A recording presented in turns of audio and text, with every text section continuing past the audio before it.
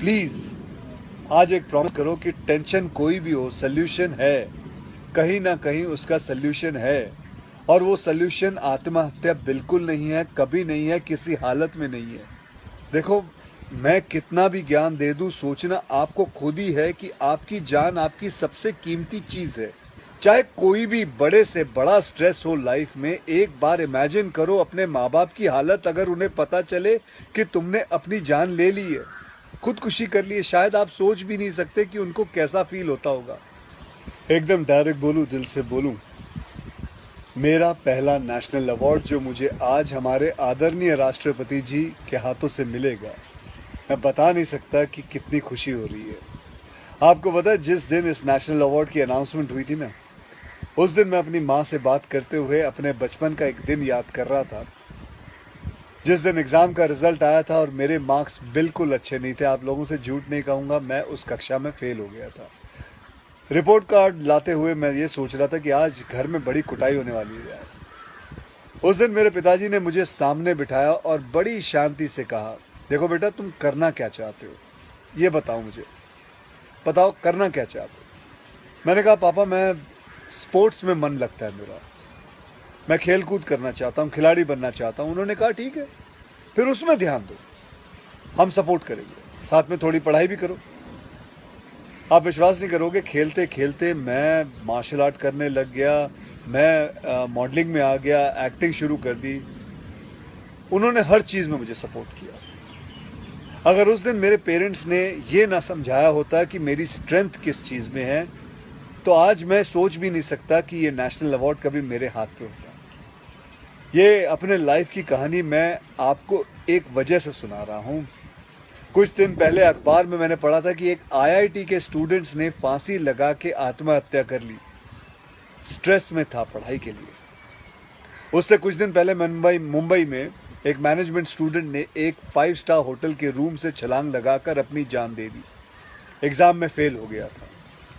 मैं कहीं ये भी पढ़ रहा था कि करीब 8 लाख लोग हर साल वर्ल्ड में अपनी जान खुद ले लेते हैं और उसमें तकरीबन 1.5 लाख लोग सिर्फ हिंदुस्तान से होते हैं। और यंग लोगों में आत्महत्या के सबसे बड़े कारण जो होती है वो होती है पढ़ाई या फिर रिलेशनशिप का स्ट्रेस। क्यों? तुम्हारी जान एक एग्जाम के मार्कशीट से सस्ती हो गई है? नहीं। ऐसा क्या पढ़ाई कर रहे हो? इससे तो देश के लिए सरहद पे जाके जान लगा दो दांव पे। चाहे कोई भी बड़े से बड़ा स्ट्रेस हो लाइफ में, एक बार इमेजिन करो अपने माँ बाप की हालत अगर उन्हें पता चले कि तुमने अपनी जान ले ली है, खुदकुशी कर ली है। शायद आप सोच भी नहीं सकते कि उनको कैसा फील होता होगा। मान लिया कि आपका स्ट्रेस बहुत बड़ा है, पर इतने हल्के में मत लो अपनी लाइफ को यार। आपको पैदा करने वालों को जिंदगी का सबसे बड़ा दुख दे के मत जाओ। और पेरेंट्स से भी यही कहूंगा, यही पूछना चाहूंगा कि कहाँ गए वो ज़माना, कहाँ गया वो ज़माना जब आप लोग अपने बच्चों के साथ डिनर टेबल पे बैठ के बातें किया करते थे, पूछा करते थे कि कैसा चल रहा है, आपके दोस्त कैसे हैं, पढ़ाई कैसी चल रही है। आज आपका बच्चा आपको अपना स्ट्रेस कैसे बताएगा जब आप भी अपने फ़ोन में आंखें गाड़ के बैठे हो और आपका बच्चा भी फेसबुक पे फ्रेंड्स ढूंढ रहा है। ऐसा क्यों होता है कि जब बच्चे को हाथ पांव पे चोट लगती है तो आप फट से डॉक्टर को बुला लेते हो, लेकिन अगर उसे दिमाग में स्ट्रेस हो तो हम बस एक लेक्चर झाड़ देते हैं, कहते थे बेटा नो, थिंक पॉजिटिव बेटा, थिंक पॉजिटिव।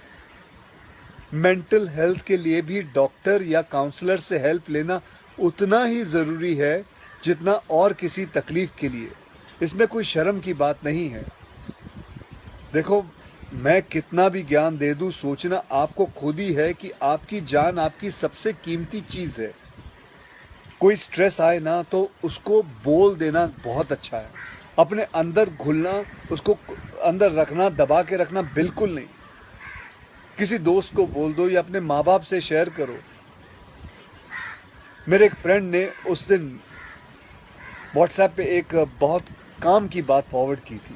एक हॉस्पिटल की ओपन हार्ट सर्जरी यूनिट के बाहर एक शेर लिखा हुआ था, मैं आपसे शेयर करना चाहता हूँ। वहाँ लिखा हुआ था कि अगर दिल खोल लेते अपने यारों के साथ तो आज खोलना ना पड़ता औजारों के साथ।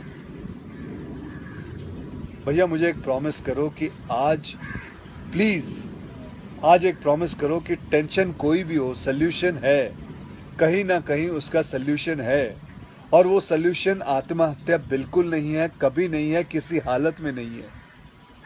अपना ध्यान रखो, मिलते हैं फिर। Till then next time, good bye, जय हिंद।